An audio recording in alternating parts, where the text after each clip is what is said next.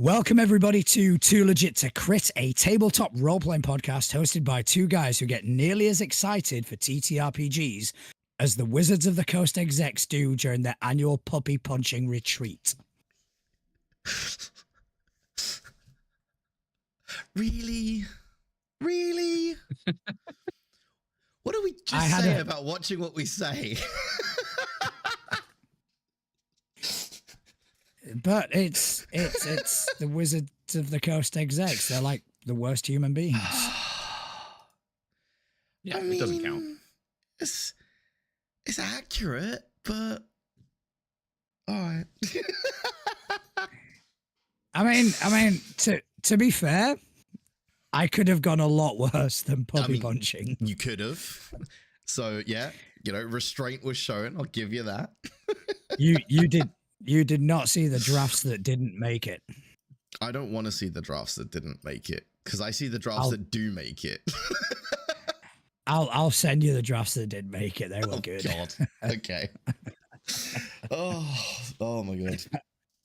Well, my name is John Santana. I am still Justin. That hasn't changed. Okay. And today we are joined by a wonderful guest, none other than Lich Dad himself, Conlin. How's it going, Conlin? Hello. It is good. Yeah, excited to be here. Excited to jump in and chat with you both. We're excited to have you as well. However, I am going to have to partially abstain from this episode because, as you can tell, this is killing me. So I am struggling to speak. I am going to be around. I may interject from time to time, but for the most part, I'm going to let Justin and you guys just talk it out. And in the meantime, I'm going to try keep the chat entertained as much as possible. I do not promise to behave myself. He's not going to. I'm well aware of this. I feel like the two of them are going to. I think you and Couch are both going to be on a mission to make my life hell today. So it's going to be great. I can't wait. I am indeed, but I am here, so, I hope everybody enjoys the show. I do apologize once again for not taking a more active role today, but I do kind of need to kind of rest and recover a tiny bit. But yeah, have fun, guys. No worries. Awesome. So, just us now. He's gone. He's just run away. Just the two of us, you and I. So, tell us a little bit about yourself. Yeah, so my name's Conlin. You can find me at lich.dad most places on the internet. That's like my personal stuff. I have a small TTRPG creating company called Has Been Wizards. You can find that in a couple different places too. I do a little bit of everything. I'm a software engineer by day, a TTRPG creator, YouTuber, live streamer, all the things, all the fun stuff, all that good stuff. yeah, it's a good time. I've been in the TTRPG space for a while now. I started playing when I was 13, I think. I started with D&D 3.5, kind of jumped into that prior to high school. Took a little bit of a break because I came from a very small, fairly conservative town, and no one really played D&D where I was from. So didn't really play much through high school, and then kind of got into college, started playing 5e, and then from there played off and on, and then the last 3 years have really jumped into doing a lot more. I've been in a live stream AP for 2.5 years now, 2 years, something like that. Started making some content, writing a couple different games, working on some game jams, doing all sorts of fun stuff. So that sounds good. Yeah, so I mean, you've definitely been around the block a little bit. So the AP that you're in, is that in 5e or what is that a 5e game? Yep, yeah, it is a homebrew world, 5th edition. It's on. If it's cool if I plug it, it's Tales of Initiative on Twitch.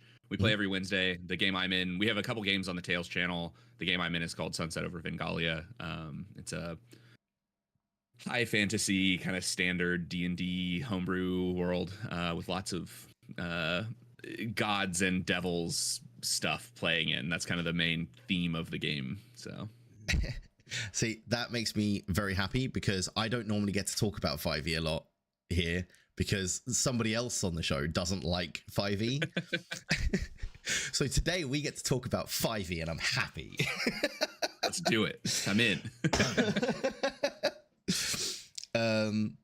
Yeah, so I mean 5e in general, I love it. I know a lot of people don't. Where do you kind of stand on the whole 5e versus some of the other systems you've played and that sort of thing? Oh man, this is such a loaded question in so many ways. Yes, it is. I enjoy 5e, especially having come from 3.5, which was like, just do you like dictionaries and math, right? Like 3.5 was just like, oh, I'm gonna make an attack roll. Let me go. All right, I gotta go look up. Okay, I have a +3 from this thing. All right, I gotta roll an extra d6 here. And you're like, okay, I have a 43 to hit. I don't know. Does that hit? And it really has kind of that, like, I think D&D had a trajectory of like old school was very just like, do whatever you want. We'll figure out what the dice are. You know, that's why OSR games are so like, yeah, you roll a d20 and we'll figure out if it does a thing, right? Yeah. Like that's kind of the whole, yeah. We'll cross that bridge when we get to it. Yeah, to 3.5, which was like, we are going to codify everything. Literally, there are rules for jumping off of a balcony, grabbing onto a chandelier, doing a backflip, and stabbing someone. Like that, just ridiculous. And then I think 5e really took a lot of that and kind of like toned it down, right? It made it more video game-esque, made it more accessible. I think in doing that, they lost a little bit of the vibe of D&D. There's some of the things that I liked about 3.5 got lost in 5e, but I think overall it's a very accessible system for people to get into, especially starting out with games. It works really well for APs because it's just accessible. People know the rules. You're not also in the middle of trying to explain like what the game is, also trying to be like, and in this weird system that we're using, here's why you roll a D8 and not a D20 or whatever. Yeah. But all that said, I love OSR games and like the other stuff too.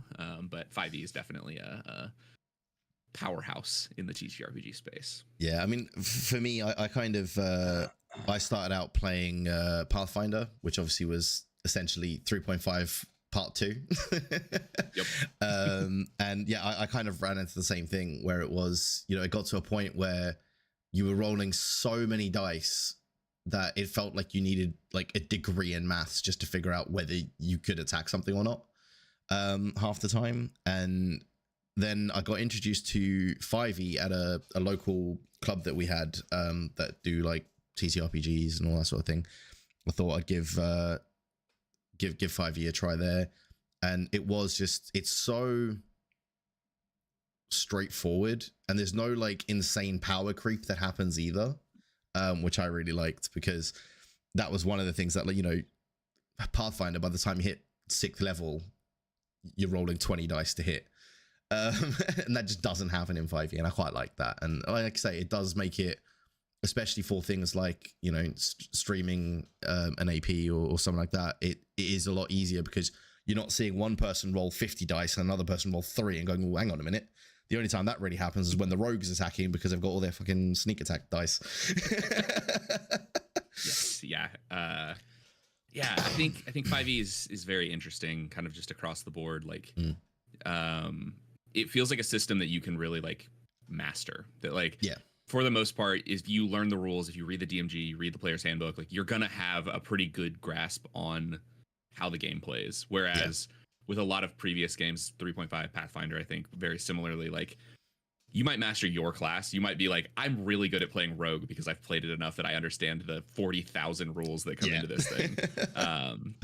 But yeah, it's interesting. I do wish there were more rules in 5e for just like general role play stuff. I think there's a lot of rules for combat. There's a lot of rules for like very specific, okay, you're trying to persuade someone, like that kind of stuff. But at times it's just kind of a weird, wanting to do something that's not just codified directly. It's a lot of hand wavy. GM just says go do a thing, and that's what I like about a lot of the third party games, the OSRs, the various other kind of indie games that are out there. A lot of those codify a lot more of that like storytelling thing. Yeah, I mean, that's something that I've been finding a lot more recently, because so in the last probably 4 or 5 months, I've started playing a lot more, just a lot more systems, to be honest, because I was very, very limited in what I'd been playing up until recently. And it's been really interesting to see the way some stuff is just handled differently by different systems. And there's a lot of stuff that I've come across and be like, oh, that'd be really cool to bring across. Or like the one thing that I've always found has never really been done really, really well in stuff that I've played so far is like traveling or like downtime sort of mechanics and stuff like that. There's never really been something where I've sat down and gone, this is a really cool way to spend downtime. Those sessions always kind of feel a bit, well, I don't really know what I want to do, so I'm just gonna do this. And those bits always kind of, so that's the next big thing I'm looking out for, is something where I can do that. Yeah, I'm actually a really big fan when I GM, which isn't very often anymore. I like to actually pull in other games. Yeah. When I can, like if there is downtime, if there is travel time, things like that, I think it's a really cool and interesting way to like pull in a different game and say, okay, we're gonna, you're in the middle of downtime, so we're gonna switch over to this like rule set. Blades in the Dark, I think, has some interesting things. I think people who limit themselves to a single system are missing out on the possibility of doing some really cool stuff. Blades in the Dark, very specifically, I like for running like heists in a game. Like you can pretty easily translate a 5e character into a Blades in the Dark character, and then basically just use the like heist rule set of Blades in the Dark to like run a heist in a 5e game, which I think is really cool. I think there's a lot of opportunity for that kind of stuff. Yeah, no, absolutely. I mean, Blades is one that I've actually recently, I played my first game of Blades just before Christmas. Nice. And it was so cool. I fell in love with it. John actually ran that game, and it was so much fun. And yeah, I mean, like you say, the crossover is there. Like it's very, very obvious to see. But I never really thought about combining two games like that. That would actually be a lot of fun. I think once you kind of pull yourself out of the limiting yourself to a single game, right? Like, oh, we're playing 5e, we have to do everything in 5e. Which is where you get everybody trying to be like, oh, we'll just hack it into 5e. Like, oh, I want, space mechs in my 5e game. And you're like, it's kind of not built for that. Like, find a space mech game, convert it a little bit, and then use that instead. I don't know. It's interesting. Oh, yeah, no, definitely. I think that might be something I have to try out sometime. But I think that's a good one. But you also told me before we started that you also dabble a little bit in making your own systems as well, in your own games. Yeah. I've got a couple out on my itch page. It's was.itch.io, W-U-Z. I've been really focused on game jams lately, and just kind of getting started by making simple one-page games, jumping into small games. The most recent one I did was actually a 24-word game, so you had to write all of the rules for the game in 24 words. Wow. Yeah, it was interesting. I like the game jams because they're very like creatively limiting. I have one long-term ongoing project that I've been working on, and then kind of filling in the gaps with the game jam stuff. But it's been a good time. I've kind of dabbled with a bunch of different genres, a bunch of different things. Trying to think which ones are most interesting to talk about. I think Spellbook is one that's done pretty well. It's a solo journaling game. It's kind of interesting. Like solo games do really well, especially on itch, because I think a lot of people don't have a group of people to play with, or like they're looking to play games, but like don't have someone to GM. So Spellbook is an interesting one. It was made for a bookmark game jam, so everything that you made had to fit on a bookmark. And the idea is you're a wizard discovering hidden spells in the everyday books around you. And so based on when you reach certain points in the book, you can roll. Really, it's actually, you don't actually roll. It's based on the like page and words and different things that you're on in that book, and like the author of the book and some of that kind of stuff, and you essentially figure out what spell you've like learned from this book. It's kind of just a fun way to track like what books you're reading, and then also have just like a game to play in the middle of it. So that's pretty cool. I like that. Yeah, because it kind of gives you, like I say, like a fun little thing to do whilst doing something that's already quite fun, right? I mean, because you're not going to read a book just for the sake of reading. You're reading them because you enjoy them, and then just adding another layer of enjoyment to that is, that's pretty cool. Yeah, I like games, especially the smaller games. I like where they kind of pull in that the feeling of like, this is something I would do anyway, especially solo and like journaling games in general. I think it's cool to have like, I'm reading a book anyway.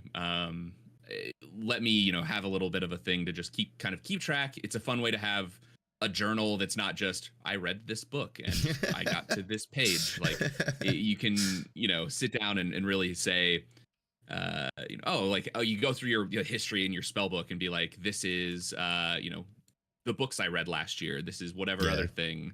I think it's interesting, I guess. I mean, definitely. Yeah. And I mean, like you're saying, the way that like the game jams give you that kind of restriction as well. Like I've done a few game jams, but like not TTRPGs. I did them for video games. I used to do a lot of that when I was at uni. And yeah, I mean, the way that you'll kind of be given this one really constricting bit that it changes the whole way you approach the way you would normally design something. And that's always been really, really cool to me. But yeah, like hearing like some of those ones that you said there about having it all fit on like a bookmark or like 24 words. I don't even know how you'd write a game in 24 words. That one was interesting. It's on my itch page. That one's Filet Minion, which is a game about you're a minion working for your boss, and you have to find the ingredients for their meal. Okay. Basically, it's really interesting. You can pretty well distill down a lot of games into very simple like mechanics. Because really all you need is the narrative and the success mechanic, right? Like how do you do something and succeed at it? And so that one is very, it's a D6 system where if you roll a certain number of D6s or like above a certain number, it let you succeed. And it's, there's failure, success with a drawback, and then like critical success basically, which is in a lot of systems out there. But yeah, it's interesting to kind of like, how do you get the vibe of a game and the rules of a game into 24 words and give people enough to go off of? It's a good time. So yeah, no, definitely. It's kind of funny. I've been doing game jams, I've been slowly getting like smaller and smaller. The first game jam I did was a 1-page, so you know, full like 8.5 by 11 or A4 size page. And then it went to the bookmark, which was like, you know, obviously smaller than that. Fraction, and now it's like filet mignon, which is 24 words. It fits on a business card. Your next one's going to be like, it has to fit on like a quarter. Perfect. 2-word game jam. Success, fail. How does it work? Heads and tails. Yeah. I did one. Let's go next. Yeah, there you go. You know, that's funny. You really could. So part of the 24 words, one of the things that was kind of a saving grace on it is the title and introduction didn't have to fit in those 24 words. So you could like add a little bit of, you know, here's what the name of the game is. Here's like the vibe. The rules were the only thing that had to fit. So you could totally do, you know, 6-word game jam. How to succeed, flip coin, heads, tails, or whatever, right? Yeah. Yeah, it's interesting. That would be so fun. But yeah, no, I think that's something I might look at myself in the future, because it's something I really enjoyed, like for video games and stuff. And as I'm getting more into, I mean, we've joked about it on here quite a few times about us building our own system, and like it's something that I think it would be a lot of fun to do just in general. And you know, we've spoken to. I mean, including yourself now, we've spoken to quite a few people that, you know, make games and stuff like that. And every single one has said, you know, similar sort of stuff. Like, it's just so interesting and so fun. And having done it like for video games, it would be really cool now to see if the same kind of, obviously, I mean, the same mechanics aren't going to work, right? Because it's a different medium, but like the same kind of vibe and stuff can come across. And yeah, I think that would be a lot of and fun. it's really, I think it's interesting. I've never done game development. I am adjacent. I'm a software engineer, so like I do web stuff. I've never really done game stuff, but I play a lot of games, a lot of video games, and so it's really interesting. I think sometimes to like see something in a video game and be like, oh, I really like that aspect of a thing. One of the other games that I have that is an open source rule set that I'm working on is called Run and Hide. That's sort of based on the gameplay vibe of Dead by Daylight and like some of those hunted games. And it's all it's interesting. It's all based in a sort of rock paper scissors card flip mechanic where you can choose between run, hide, or fight.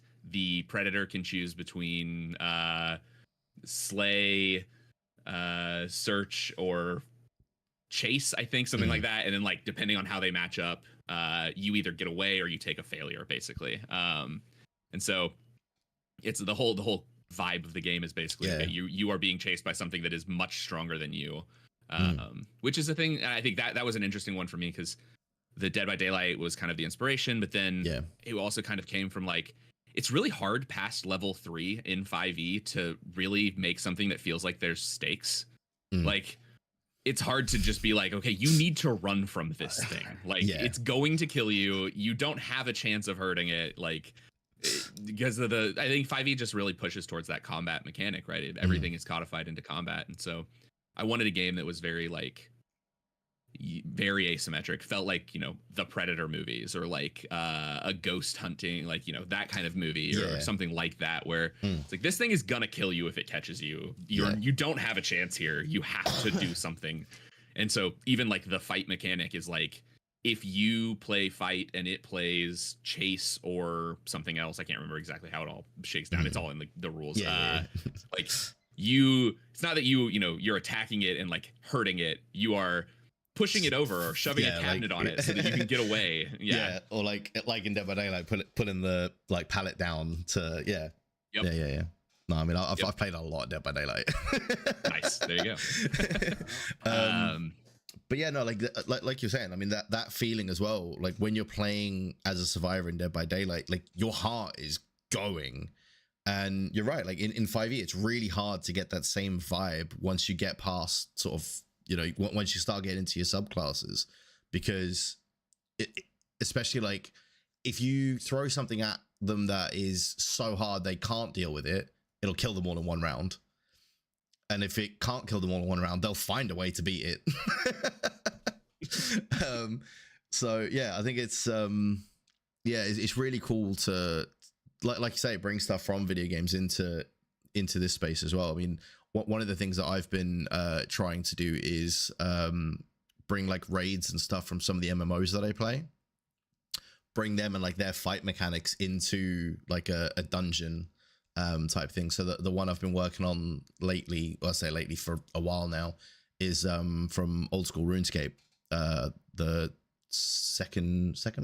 third raid that they introduced, Tombs of Amasket, trying to bring that whole thing, because it's got like puzzle rooms that lead to the boss fight, and then there's four puzzle rooms that lead to 4 boss rooms that then leads to one final boss room, and just as like you go through it and you're like, oh, this is a whole dungeon, like sweet.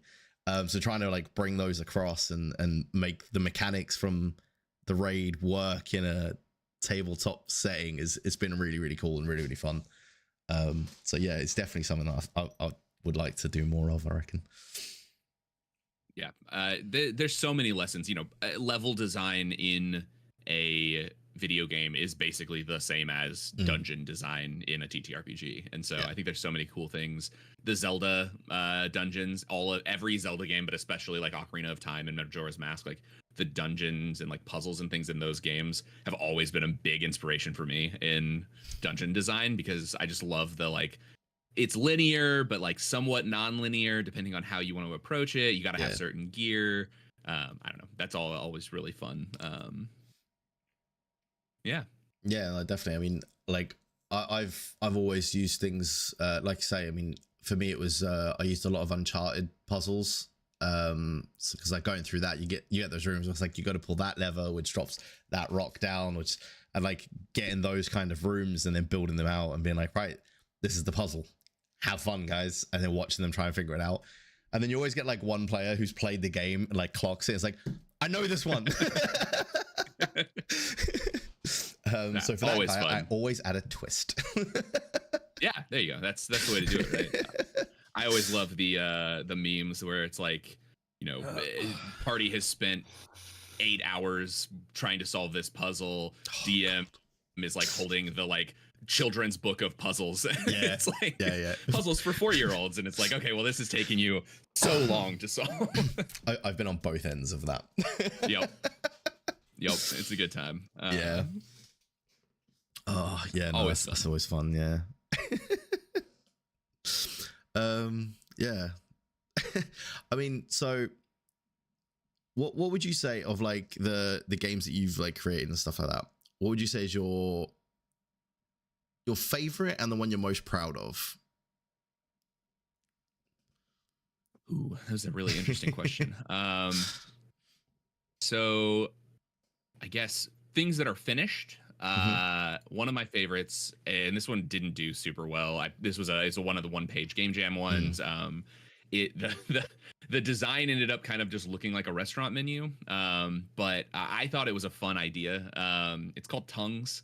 The idea is that it's kind of like a world-building game based with a deck of cards, sort of like a Quiet Year, some of those other games like that. But the idea is that you are building the history of a language in your world. Okay. So it's not a Conlin game. Like, you're not generating the language itself. You could play it in addition to having like a Conlin and like having, you know, written out actual language, but it's more just like what words were lost and found over like the history of your world and this culture that is developing this language. And so depending on the cards you draw and like which eras you're in, it leads to different, like defining a word for family, and like that's like early generation, like, okay, cool, you know, you've got your familial unit is like a thing, and it's not more, it's like I said, it's not like a Conlin game where you're sitting there being like, okay, the word for family is XYZ or whatever. It's more like this culture's word for family refers to, you know, 4 blades of grass like in the field, kind of, you know, whatever the like feeling of why is that the word for that thing. And then there's these events too where like different words can be lost or like changed depending on things happening. So like one of the events is like a famine happens, like how does that impact your words for things? And I really liked that game. I really liked kind of the way that it came out. I liked the sort of the world building vibe. I thought it was kind of a fun thing. It didn't like get a lot of downloads when I first put it out, but I was very proud of the way that one came out. It kind of looks like the menu at a Greek restaurant because it's blue and has a lot of words on it. So I kind of understand it, but it's a good time. Oh, that's cool. Yeah. No, I mean, yeah, I think like anything that's adding to a world is always good fun. To me, it's something that I've always kind of struggled with is that world building element myself. So anything I can find that helps me do that, I always love. You know, getting things where it's like a really cool way to build a city out, or like that. You know, building out the history of a language behind something is always going to be a really cool tool to have.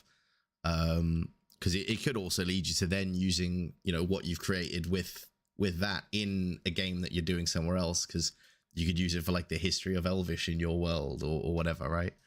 Yep. So yeah, that's pretty cool. That was really the vibe I wanted from that game.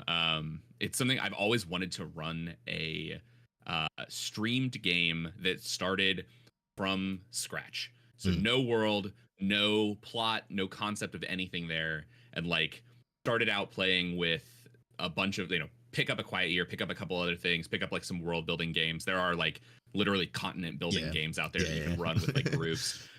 You know, start at scratch, build a world over the course of the first 4 or 5 episodes of the stream, and then get into a 5e or a Mork Borg or like whatever system fits the thing, and then play in that world that you've created with all the people who are going to be playing in the game. I think it could just be really cool.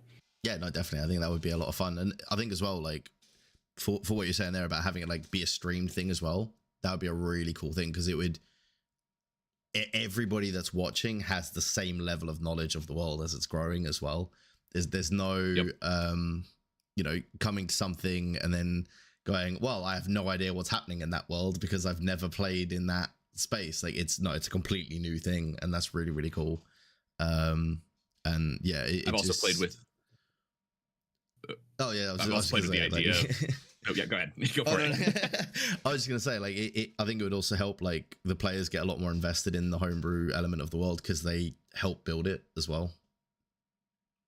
Yeah, I think that's the other thing that I've always tried to do when I run games is keep some level of like improv available to say like, okay, you are a cleric that worships this god, like who are they? Like, and you don't necessarily have to define those things, right away. You can define them later in the game. I really like the sort of feeling of, oh wait, I have something for this in my games. One of the things I've played with before too is like, even in 5e games, not requiring someone to pick all of their spells right away. Like you roll up your character at level 1, don't put any spells in. If you know that if there's 2 spells that you want, like do that. Yeah. But then when you get to a point in the game where it's like, oh shit, I wish I could cast knock or arcane lock, whatever spell it is, just be like, oh wait, I have a free spell slot. Like I haven't put a spell into this place yet. I'm gonna retcon kind of the improv of the world and be like, oh wait, no, I do have this spell, and here's why, right? Yeah. So I like that kind of stuff. I think there's also a really interesting aspect with the like kind of streaming a game where you are doing the world building, where you could also have like Twitch chat or YouTube chat like as a player in some of that world building. And like I think it'd be a ton of fun to have like a god of chaos that was just Twitch chat. Twitch chat, yeah. Like, wow, yeah. Yeah. Oh, that would be so good actually. Because I mean, yeah, Twitch chat, YouTube chat in general, just they are a world of chaos. Oh yeah, give them channel points to vote on stuff, or give like whatever thing makes sense, and then just be like, do whatever you want to do. You want to tweak something, have channel points that are like, no, actually that thing you just did doesn't happen now. Retcon it, do it again. Yeah. No, absolutely, yeah. Like, yeah, no, that gap you just jumped, it's actually 20 foot wide, not 10. Yep. You all just fell. Unlucky. Yep, it's a good time. We actually have a game on the Tales channel that plays Friday nights called Total Party Chaos. So TPK, but with chaos instead of kill, right? That uses some of those mechanics where the world is actually influenceable by the Twitch chat. Like you can spend channel points to like give a monster more HP or like heal the party, give someone advantage. Like you can do lots of fun things. It gets wild on some of the things that you can do. But it's a really good time. But I'd love to bring that into the sort of world building side of it as well. Yeah, definitely. That could be really cool. I think, like you say as well, like giving it that whole that skin of they're the god of chaos as well. It's just it adds that whole extra level of it's influencing the world for a reason, not just for the sake of. I think that would actually be really, really cool. Because then as well, like if any of the players decide that that's going to be the the deity for their cleric or whatever, right? They've got to worship Twitch chat.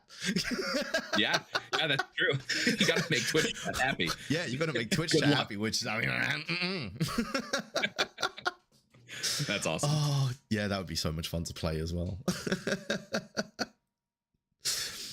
It would be really fun to write up like a wild magic style class or like subclass for sorcerer or for cleric or whatever that is just like Twitch chat based. Like it's only useful in a live stream, but is just like you have to you want to do something, like put it to a poll in Twitch chat. Like you gotta do it that way.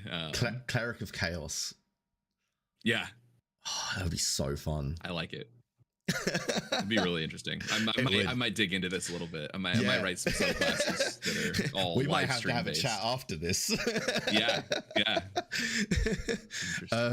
So something else that you mentioned there, which is something that I'm really interested in trying out, but I haven't as of yet, was Mork Borg, and just Yes. Or the Borg stuff in general?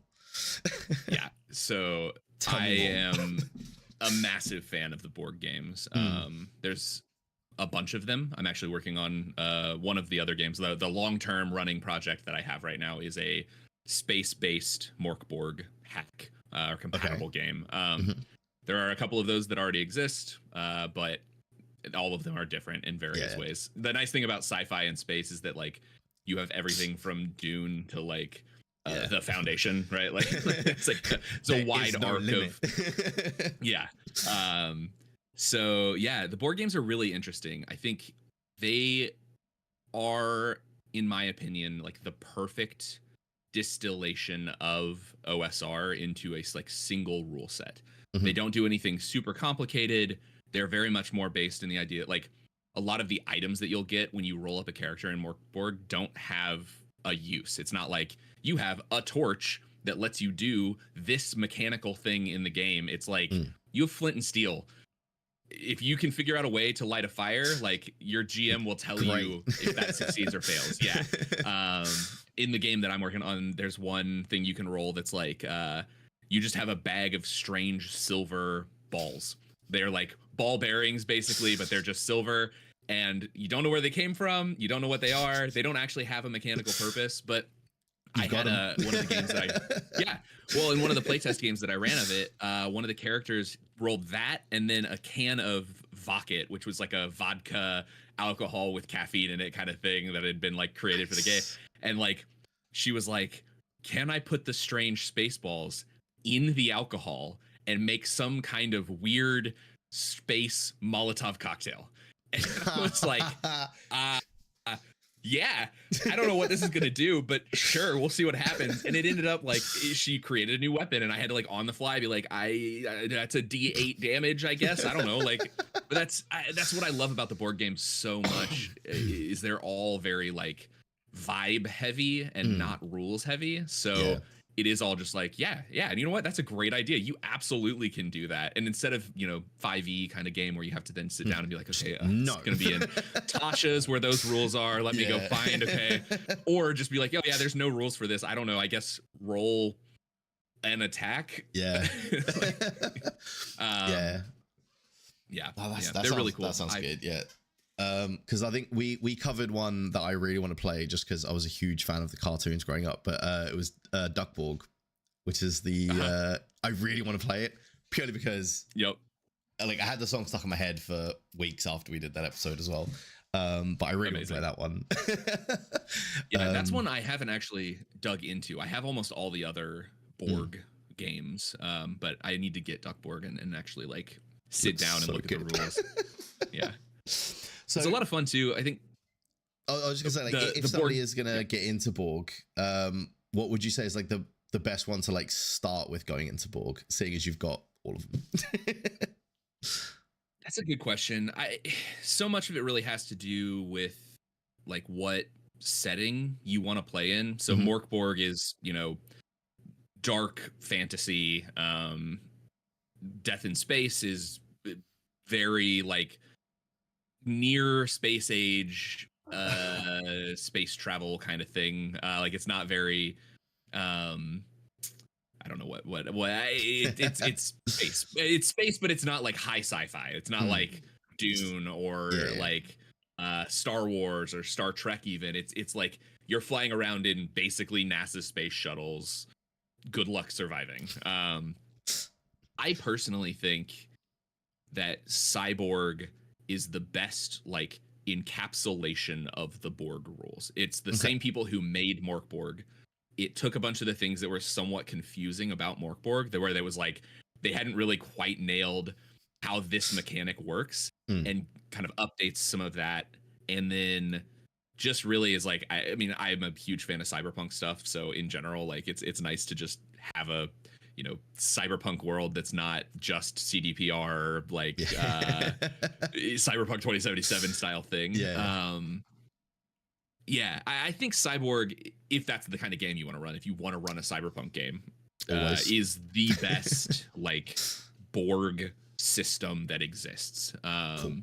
Death in Space is really interesting. It changes some other things. I actually, for like, I have it right here. Vast Grim is really cool. Another space one, but more based kind of, again, sort of in that like Dune realm. Like there's these giant space worms that are trying to take over the world and everything. And I don't know, it's very interesting. All the lore that comes into the Borg games. But yeah, I think if you want to go pure and you want to run fantasy, Mork Borg, easy option. If you want to do something a little more like interesting, better rule set, I think, but like some changes to the rule set, Cyborg. And then when it's out, if you want to run space, come check out Mork Soul, which is the one that I'm working on. Obviously. It's a thing. Oh, that sounds good. I mean, John, we are definitely adding some board games to the list. That is happening. Just reading chat there. We're absolutely putting them in the list. And I think definitely once your space one is ready, then that's going on the list. Absolutely. Because awesome. I love a space game, and the stuff that we've read on like the Borg stuff is really fun. So yeah, it's definitely something that I want to have a crack at. Yeah. I guess I would also be remiss if I didn't mention Pirate Borg, which is like dark Caribbean, Pirates of the Caribbean, like Borg game as well. That one's a really cool one too. There are all sorts of board games. They're all over the place. Anything you want vibe wise. There's a great time. For it. Yeah. No, that's awesome. That's awesome. John, do you want to ask that question? You can come in and get a couple of words in here if you've got it in you. Well, I can certainly try.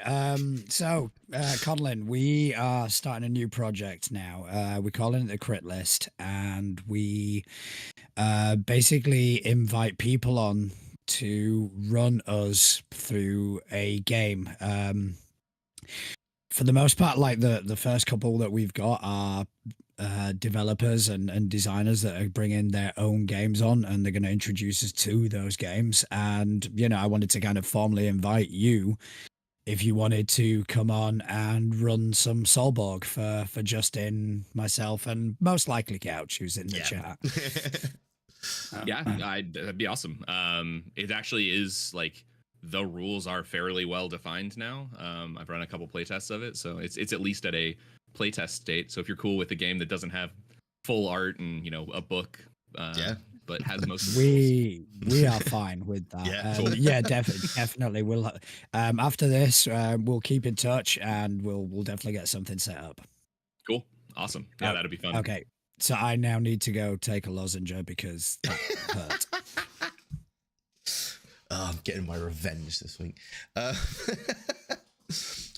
I mean that'll be awesome. And yeah, it's like I said, I'm just so looking forward to trying it out and getting involved. So, and I do love a bit of space. Like I said, there's like quite a few space Borg games. It's interesting. I don't know why nobody really has made another fantasy one. Like I think Mork Borg kind of managed that. Cyborg did the cyberpunk so well that I think everybody was like, all right, well, whatever. Yeah. But Death in Space is much more of a sort of mothership style game, but in the Borg system. Vastgrim, like I said, is more like space fantasy. So you're doing, there's space worms and the end of the world and necromancers of space and all sorts of things. I love it. It's so cool, but it's very fantasy, not science fiction. Just happens to be in space. There's another one called Orc Borg that is it's 40K inspired kind of, where you play as orcs on a derelict spaceship. But so Mork Soul, the one I'm working on, which used to be called Scourgeborg, which is why the link I just posted in chat says Scourgeborg and not Mork Soul.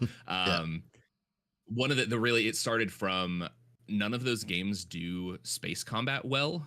Mothership, if you read the rules for space combat, it's don't do it, you're gonna die. As it turns out, shooting giant cannons at your little tin spaceship isn't a good idea. You're probably gonna kill everyone.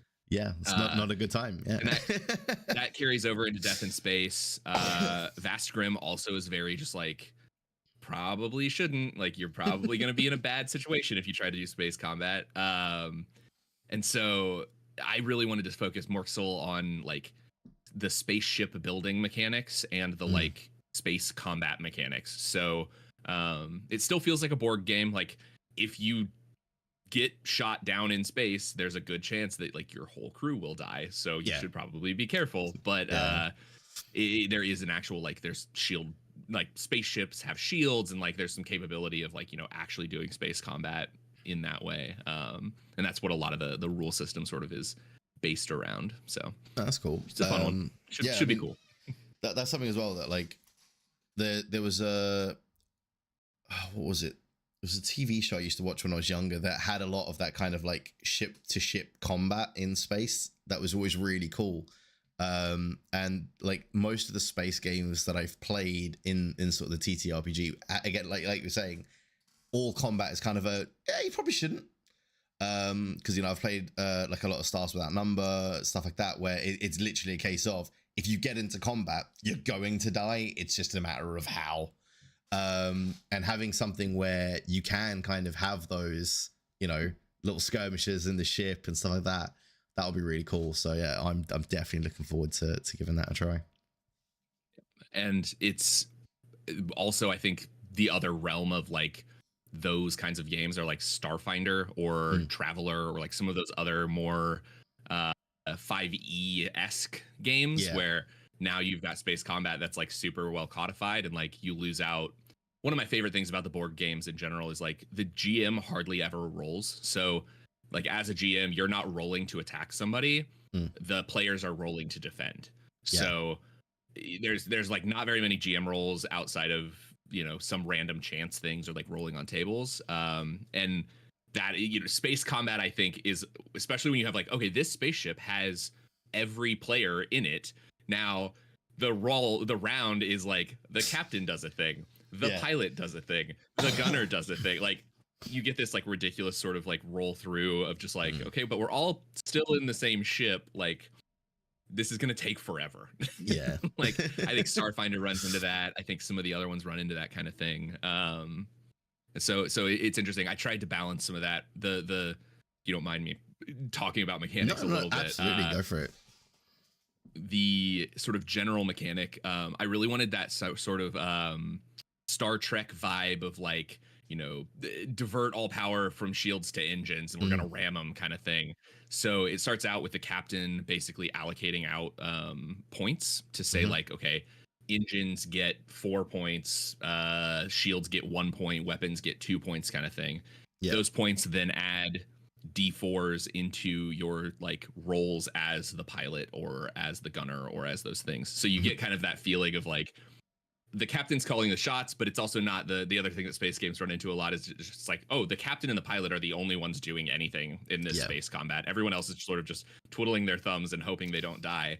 The captain sort of assigns out those points. You get extra D4s to roll on top of your standard like D20 roll, depending on how much power has been diverted to your system. And then you roll a D20, and you have ship classes that also can change like modifiers. But for the most part, you're only rolling like a D20, maybe some D4s, and then adding a couple things to it based on your abilities and your class. And then all the rest of the space combat kind of follows from that, which I think is it's a lot more fun. It makes the captain feel useful without giving them full control. No, absolutely. I think that, like you say, that is something that other space games that I have played have run into is you kind of, if you're not the pilot, you're not doing anything. But I like that whole thing of, you know, what the captain is doing is essentially he's giving orders in the form of, you know, these points, and then those points then get used to do stuff from the person that's actually there. I really like that. I think that's a really cool way to handle it. So yeah, no, I'm getting even more excited now. Good. That was the goal. Yeah, I mean, that just sounds awesome. And yeah, I think we're all going to be very excited to give that a try. Yeah. I'm getting flooded with ideas of spaceships now. So You mentioned earlier as well about the APs that you play in, and the one that you stream. Was it Wednesdays? You stream that, yeah? I did hear that right? Yeah. Yeah, Wednesdays. So what can you tell us about that? That if anybody wanted to come check out what they can expect and that sort of thing as well. Yeah. So Tales, honestly, I think is a very, very like solid group of people playing games. We're all very focused on the sort of like improv performance aspect. We do a lot of role play. We do a lot of like focus on character development, character growth, all of that kind of stuff. As opposed to, I think one of the things that a lot of APs fall into is they either play like home games that are just streamed, right? And then it's not like there's not a lot of character growth, or like if it is, it's more home game style character growth, or they're more like just combat focused, or just like, you know, okay, we're gonna run this like little one shot thing. There's not a lot of time for character growth, whatever reason. So I think Tales is really good at like maintaining a balance of combat and role play. We have a bunch of really interesting characters. We're running a couple different pieces of homebrew, a couple things. We have two TTRPG designers on the Sunday or on Sunset, the Wednesday games. So always fun stuff with the homebrew and different classes.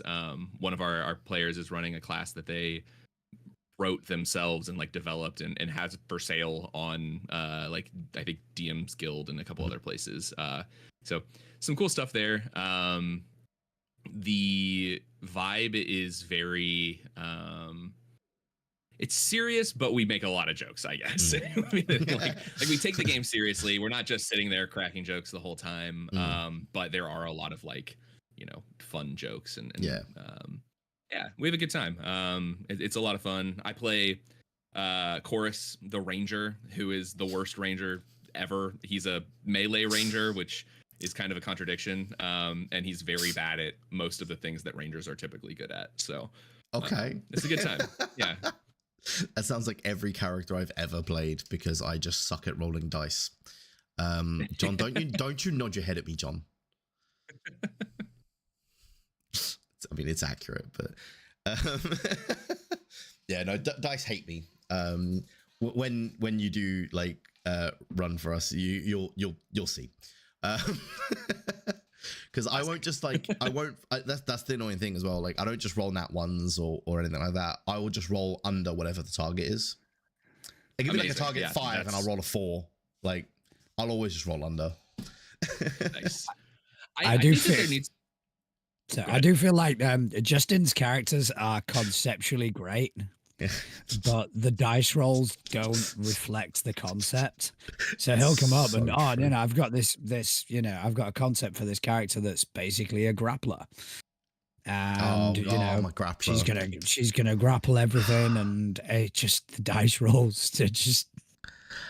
Yeah, so the character that he's talking about there was in Skulls and Shackles campaign that John ran way back when, and I built this really cool grappler, and like it was an awesome character, and then it got time to like that first combat. I was like, I'm gonna do so well in this, and every single grapple I rolled, like, because it's contested rolls, but every single contested roll, I would just roll like 2 or 3 below whatever John was rolling for their contest. Every single time. Amazing. So I did nothing the entire fight. I just basically walked up to people and gave them a hug every once in a while. And then they would respond by just punching me in the face with their sword. This sounds a lot like how things go for Chorus as well. Although mine are typically like, I either roll really well and then also the GM rolls really well. And like that's awful, or I roll really badly and the GM rolls really well, kind of thing. Like I'll roll like a 2 and he'll roll like an 18, or like, you know, I'll roll a 22 and he'll roll like a 27, and I'm like, how did this happen? Yeah, no, for me it's always just no matter what I roll, they'll somehow roll higher than me, or if they roll really low, I'll find a way to roll lower. Amazing. To give you an idea, the sort of general vibe of combat with Chorus that always seems to happen, and I don't know why, I try different things every time, but our last big combat, I was like, oh, hell yeah, I hit level 9, I got haste. I'm a Horizon Walker Ranger, so I was like, oh, hell yeah, haste, this is gonna be so cool. Like, I'm gonna jump in there, I'm gonna hit a bunch of times, do all these things.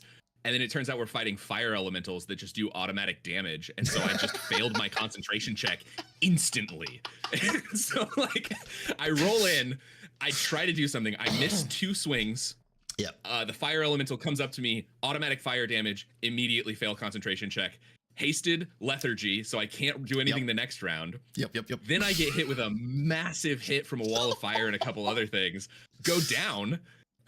Oh, I guess actually one thing I did do. I have a homebrew spell that I really enjoy. It's called Protector Swap. It's when a ally of yours gets hit by an attack before the damage is rolled, you can teleport and switch places with them.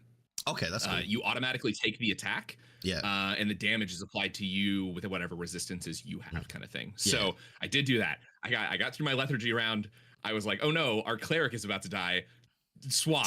Yeah. I swapped into their grapple, got just attacked over and over and over again, went down, got rezzed with a big healing spell, and then the last round of the fight walked up to the big villain and just one-shot it. Like I did no damage the entire combat except for the last damage on the big bad. Like it was amazing. And that's pretty standard. I'm usually either grappled or in difficult terrain or doing something not related to the combat. I jumped out a window one time and took like 40 damage. yeah, it's great. And it is great too, because like melee ranger, like rangers are really based, I think, on the idea of like, you're standing kind of far away and like lobbing arrows or throwing weapons into this thing. No, Chorus just runs in and smacks shit with his sword. I have a sword. We're good to go. Yep. Oh, I love that. I think that's something that I've always like loved the concept of as well, is taking like a character concept and just completely turning it upside down. Like a character build that I was working on a while back was a healing rogue, just because I thought that would be a really fun concept of he just like appears from the shadows, patches you up, and then just fucks off into the shadows again. There's a build for that somewhere, something similar. I can't remember which one it is. One of the rogue subclasses though, that like gives you extra, I think it's whatever one gives you dash as a bonus action. Yeah. And a couple other things. You just like run around the battlefield healing people with health potions and medic kits. Like it's a great I love it. Yeah, that's so much fun. It's something that I love doing, because it just like you get to turn things completely around, because like especially during like that initial like interaction with the group as well, where like you're introducing characters and you're like, you look like a rogue, you're dressed like a rogue, and then you get into that first combat and they're like, cool, the rogue's gonna do rogue stuff. You're like, oh, it's okay, buddy, let me just patch that up for you. It's like, what are you doing? Amazing. Chorus, my whole concept on Chorus was I was reading the Horizon Walker like book and was like, oh cool, they basically get the like Nightcrawler attack and then teleport and attack thing. That would be a really fun thing to base a character around.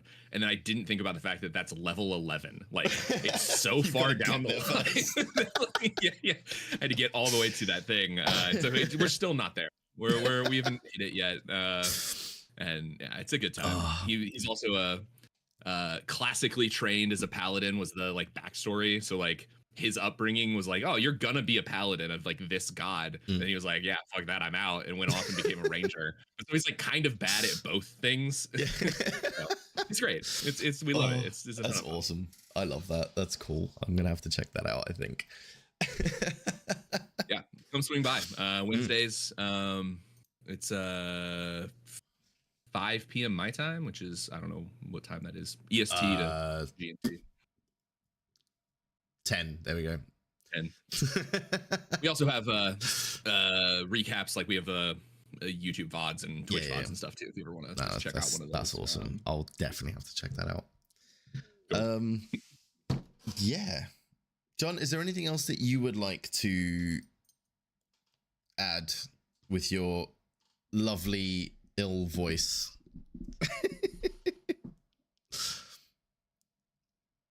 He's currently muted and he's trying to find the unmute button. There we go. Yes, I was having an old man moment. He was.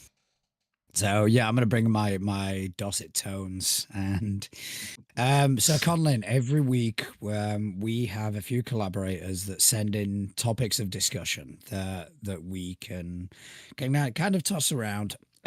and just basically, see what we can add and what we can kind of bring to the table in this regard. So would you mind joining us for that? Yeah, sure. Happy to. I think I've run in some interesting circles with some of the TTRPG design stuff. So happy to shoot you whatever I've got around. Okay, so let me just bring up the Trello now. And I'm working on 2 screens. So it's going to be a D4 today. It is going to be a D4 today. As per usual, using my purple D4. I don't have the dice cam set up because I couldn't be bothered. All right, so in this case it is a 2. So we are actually getting one from Chris today. Ooh, we are. Okay, so Chris wants to know about myths in relation to the tabletop role-playing game hobby. What ones have you heard of, whether that's infamous or infamous? Have any been debunked? What would need to be kind of been looked into, sort of Mythbuster style? So basically, what are the most common myths for you guys?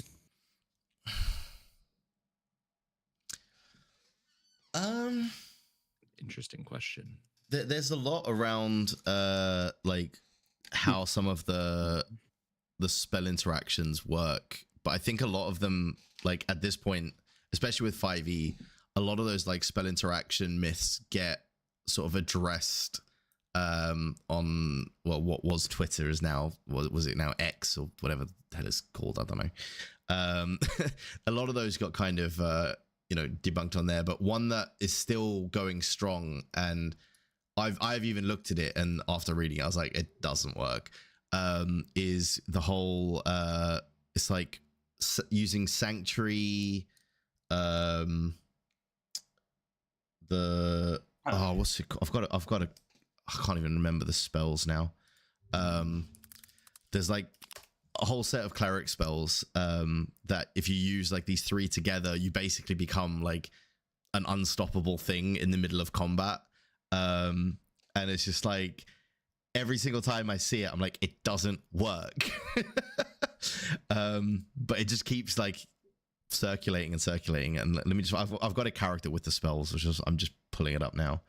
Because I'm that level of sad. Well, there was one similar in Pathfinder First Edition, and it was they called it the Oradin, and it was basically, if I'm not mistaken, it was a multi-class Oracle Paladin, and the way some of their abilities kind of synergized and worked together meant that you had unlimited healing. So using a combination of lay on hand, and I can't remember exactly what the specifics were, but that, I mean, things like that I've always just seen as terrible game design, to be fair. Yeah. I've found the spells. All right. So it's combining Spirit Guardians with Sanctuary is a common one that I see a lot with in regards to 5e. Because Spirit Guardians, basically, you put a bubble around yourself of these little fey creatures that deal damage to things around you. And it also like slows things that are in it and all that goodness. And then Sanctuary, basically, you just can't be hit. Like, it's impossible to hit you, basically. But the issue and the reason it doesn't work is one of the things of Sanctuary is the minute you do damage, it turns off. Sanctuary turns off. The argument that people always make is, but it's not us doing the damage, it's the fey creatures, but it's you doing the spell, and that's why it doesn't work. But yeah, that's one that bugs me a lot. All right, Conlin, have you got any myths in regards to the hobby? Can't think of any like really off the top of my head. I know I read the like Jeremy Crawford's Twitter every now and then, like find the fun, errata stuff that he puts out. But I don't know. All I was going to say kind of in relation to this is like, I think this is such a problem of 5th edition, especially, is like there's so many people that play it, and the rules are like, it's kind of what we were talking about earlier, where it's like the rules are very codified. Like it's like this works in this way. Whereas with some of those OSR systems and some of the other stuff, it's more just like, you know what? If you can figure out a way to cast those 2 spells together, sure, that might work. Yeah, try it. and it's interesting. I think the most interesting thing we had recently was someone trying to figure out if you could, with create or destroy water. There's like the specifications are kind of weird on how the like you can, when you upcast it, you can either cover more area or increase like the gallons of water that you're adding. But the gallons only applies if you're putting it into a container, and the area is like just over a specific area. So we were like, could you cast it over an area and then increase the amount of gallons that are like just falling as rain in that area? And like the rules are not very clear on any of that. Like there's lots of questions about all of that kind of stuff. And like but the other one, I guess maybe a myth kind of thing is create water is a person considered an open container. That's always that's a big question. One. Yeah. I mean, the one that springs to mind for me is nothing to do with mechanics or even systems. The biggest one that we've seen in the history of the hobby was the Satanic Panic.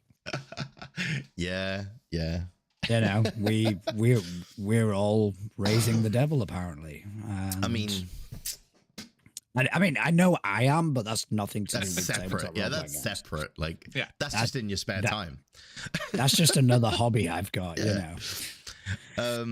Yeah, I mean, I think that was definitely a big one way back when, but I think as well, like a lot of the myths and all of those kind of things over the years, I think a lot of them have been debunked. There's one that's I've just seen starting to come up now of, because the wording for the spell Fireball in 5e is you just have to point at a location. You don't have to have line of sight. There's a lot of people asking if you could like create the fireball inside someone's mouth or something because you just point at it. So that's a debate that has just started, which maybe we need to dive into Mythbusters style to get to the bottom of, because it's almost like it's a poorly designed system or something. I don't know. Well, this is kind of the thing, right? Like 5e doesn't really have a specification of, is there a difference between a fireball going off right next to you versus like in your mouth from the damage side? Like maybe you can do that, but like does it matter? Yeah, from what the spell says, right? Yeah, because with the way the rogue's evade works as well in 5e is you could spawn it in their mouth, but then they could still dodge it and evade it and take no damage, even though the fireball spawned inside them. Yep. I mean, I do think that's an inherent problem, mostly with 5e, because when it first came out, there was a lot of uncertainty about the rules, and it was, you know, a lot of it's GM discretion. A lot of it is, okay, so the GM will have the final decision, and that is great. But then you have a subset of the player base which kind of try and take advantage of that. Yeah. Of kind of going, okay, so if it's at your discretion, then why don't you decree that I can do this in somebody's mouth? Yeah. You know, and it is a bad habit that kind of players are, again, a subset of the player base fall into, of kind of going, oh, this is the way I've understood this. So as you're the GM and it is up to you, then rule of cool, you should allow this. And there is a certain level of expectation. To be honest, for that reason, I would love to be a 5e GM, because I just go, no, fuck off. Well, I think there's. I was just gonna say one of the other ones that was kind of a theory crafted build, which I guess you could put into the myth category, was the coffee lock, which, thanks to one of the races that were introduced in Spelljammer, isn't theory anymore. You can build it, because I think it's the Thrycreen don't need to sleep. It literally is in the race description. They do not sleep. They don't need to do any of the stuff for a long rest to get a long rest. So there is no downside to them becoming a coffee lock. So coffee lock exists now. It's just something you can do. Can you guys think of any, let's call them myths for argument's sake, that are applicable in one system, but then because of habit, they transfer over to others, and that's when they become a myth? Because I've got one in mind. I think that one of the big ones for me would be nat 20s on skill checks. It's not a thing. It doesn't exist in a lot of systems, but for some reason people still say, oh, I got a nat 20 on that deception. They definitely believe me. Like, no, that you still rolled a 21 because you've only got a 1 in deception. That is a big one for me, actually. I didn't even think about that one, but yeah, that's a big one. Well, that has actually reminded me of something completely different to what I was going to say, and that is like it's a Pathfinder issue, it's a D&D issue. Is that intimidation, diplomacy, deception? They are equivalent to mind control. Yeah. Somebody goes, "Oh, I rolled let's natural 20, but let's say I got a 30 something on my deception check. That means they believe me." It's like, no. That means that you are convincing. Does not necessarily mean that the NPC is going to believe you. If you are an untrustworthy person, doesn't matter how convincing you are, it doesn't guarantee the NPC kind of going, oh yeah, sort of thing. And that works in all the social skills, and people have this misconception of, oh, intimidate. I mean, I had it in my Pathfinder homebrew where the players entered a crime boss's hideout. They absolutely fucking annihilated everything in there. They got to the boss. One of the players rolled intimidation, and he rolled through the roof. It was like a ridiculous amount. And my response was, yeah, he's afraid. But he knows that right now, everything you've done, because he's got nothing illegal going on here, that you're in the wrong. He knows he's got advantage over you. So yeah, he's scared, but doesn't necessarily mean he's going to buckle. So yeah, thanks for reminding me of that. That was a good one. But the one I was actually going to bring up was, and it's specific to certain systems, is don't split the party. Yeah. Because there are some systems where that's good. Yeah. I think too, even just like even in D&D, even in 5th edition, like don't split the party is good advice sometimes, but like there are situations where you should. I think any of those like super dogmatic, like even people who are like, you know, min-maxers are a problem. Like you can min-max. I min-max a lot of my characters, but like I then do that to then say, okay, this is a place where I'm going to pull them back a little bit, right? Or like I don't want them to feel too overpowered. I don't want, but like I also don't want to play a character that's garbage, right? Like I don't think it's necessarily min-maxing that's the problem. It's how you play that character. Yeah, see, I min-max my characters and they're still garbage because I roll like shit. I mean, but there are some systems. Pathfinder First Edition is a prime example of that. If you do not min-max, you get left out. Yeah. Yep. You know, you have to, and it's a shame because then it becomes less about role play, ROLE, as it does about ROLL play. Yeah. And it sucks, to be fair. Yeah. But I mean, don't split the party like in Delta Green. If you've got a clock ticking, split the fucking party. Yeah. If when something comes to attack you, doesn't matter how many of you there are. I'm going to disagree with you on that because the last time we played Delta Green and split the party, I got shot in the face. Yeah, but by a member of the party. that was fucking hilarious. It was hilarious. He was messaging me kind of like, yeah, let him come. It was good. Another one that is sort of a prevalent from 5th edition into like other systems is sort of the vibe of you don't want your characters to die. I think especially in the Borg systems, especially in some of the other like OSR systems, it's a lot of fun to think about like this character is gonna die. Like in the Borg systems, it's so funny to me. You can literally roll a character with 1 hit point. If you take damage, you die. Like and like I think it's interesting switching from 5e to some of those systems because you get that like fear of death of your character because you're like, I spend more time on this, like whatever. But 5th edition, I think primes you for, you've spent a lot of time with this character, you know, past third level, like them dying is a kind of a shitty thing to have happen. And like, even I think GMs get to the point where they're like, well, I don't want to kill off my players.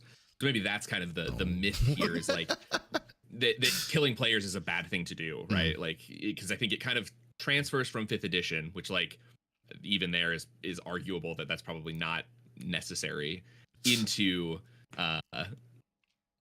other systems where death is way more expected, right? Yeah. I think that is a more recent sort of stance that people take, though, because you know, Jason Bullman posted on the Pathfinder Facebook group something about, okay, so what homebrew rules do you have for Pathfinder? And all, like most of the ones that were posted, were all in a way to make the game easier for players. It was, you know, oh yeah, because, you know, if you use a hero point, you get to roll with advantage. And it's like, why? I mean, yes, players die, like, not players die, sorry. Characters die, but the protagonist is always going to be the story. Yeah. You know, if you have a character that dies, that's going to suck. And if you're emotionally invested, that's even better because it shows that you are invested, but you bring in this new character and it's the story that becomes the protagonist. Yeah, absolutely. Yeah. Yeah. I mean, I saw one on Threads like earlier and it was, oh yeah, you shouldn't TPK. Fuck no. I don't go out to TPK, but if players make bad choices and it happens. I mean, that's the thing though, right? Is consequence. Consequence is important. Because consequence is what gives you gravity in situations, right? And like we were saying earlier, it's so hard to capture that element of this could go sideways very fucking quickly, because in games like 5e, that consequence has almost been removed completely because there's always a way out. That's absolutely something that you need to have. Otherwise, there just never feels like there's a consequence to your actions. It's just you can do whatever you want and you'll be fine. I think it's interesting to like the TBK problem or the killing players problem. Oftentimes, I think falls to GMs not knowing how to like handle those situations. I think there's with TBKs especially, there's a feeling of like, okay, well, if I kill all the players, like the whole campaign ends. Like, what do I do in that situation, right? But I think it's funny because I think anytime you look at something that you see as a limitation like that and like turn it around and think about it as like, how can this enable better storytelling? Have them all roll up new characters. They're all in the same town, and one of the previous characters that TPK'd crawls back into town bleeding out, and their last like act is to say, you have to continue this quest. Like, there's so many cool things you could do to make that story feel important, to make it feel, you know, it's not just that they died, it's that they died doing something heroically difficult, and like now this new group of people has to overcome even that to, you know, move forward. Or I mean, like even like the first kind of mission or quest that this new group has is, well, we had these adventurers that we sent out to investigate the big scary black tower. They never came back. Can you maybe go see what happened there? And then again, you could have, you know, one of the adventurers from the last party like dying at the door when they get there, and that there's like it gives them that whole cool. Okay, we've got a reason to be here now. We've got the info dump from the previous group, essentially, right? And they can crack on. Like, there's so many ways, like you say, to overcome that. And I do think that is a big problem, is that they're worried about killing off everyone in the party, because then they go, like you say, it's the end of their story in their minds. And it definitely needs to be changed, I think, as a viewpoint. As a player, I would love to play a game where one of my characters dies and then I introduce another, like my next character is like a cleric whose only mission is to resurrect the player that died, right? Like, I want that character back. Cool. I will play this cleric, and now they've got to figure out, like, all right, how do I get to the body? Like, how do I have the materials that I need to resurrect this? Is it going to take too long? Like, there's so many fun things you could do, even if you don't want to give up that character. Like, I don't know. It's an interesting one idea I had for my Rune Lords campaign, which we kind of left just before the end, and I don't think we'll pick it back up, so it doesn't really matter, was that if the party TPK'd, right, what I would do is I would immediately, they'd be resurrected. They'd be resurrected in a hall near the big bad with all their weapons full. They'd have all their hit points, all their spell things, and they'd go in and they'd finish the campaign. They'd kill the big bad. But when they went back to town, when they went back to the village, they would realize that 20 years had passed. And in those 20 years, the big bad had actually become a ruler of the world, so to speak. So then that campaign would end there. Then the new campaign would be in this world ruled by this guy.